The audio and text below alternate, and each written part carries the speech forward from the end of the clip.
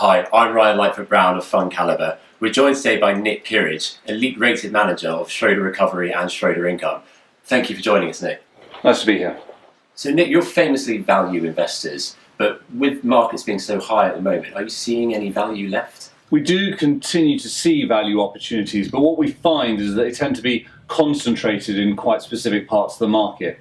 Typically, larger companies are cheaper than smaller companies, but also we're seeing value concentrated in certain sectors, those that have cyclicality or particular concerns in the news, like banking or financials more generally, and or commodity-related stocks where people are very unsure of the world.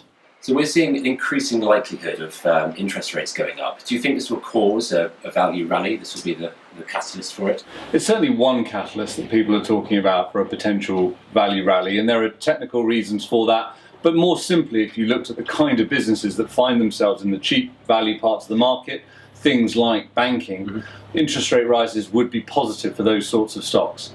Having said that, it's certainly not the only catalyst that we could see, and there are other ways that we could envisage value having a better time period going forward. One of the things that's interesting about value is typically it was a very defensive form of investment going into recessions prior to 2009.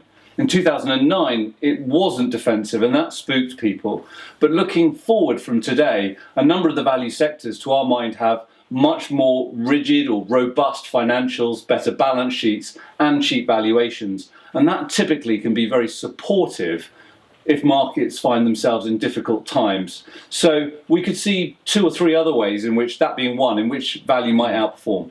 The retail sector has been quite heavily hit of late, especially in the UK. Are you starting to see some opportunities now, or do you think it's more of a value trap market? We've been looking very closely at retail over the last 6 months because you're right, it is flagging up as looking attractive on valuations. Our concern would be that in many cases we might be too early. Valuations have come down, but profits have yet to fall. Also, retailers have very particular risks associated with them, with their leases and with all their stores. So trying to work out those kinds of risks and how they relate to the returns we might make for clients.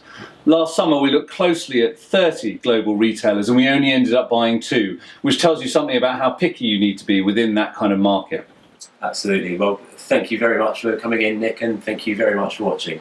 Goodbye.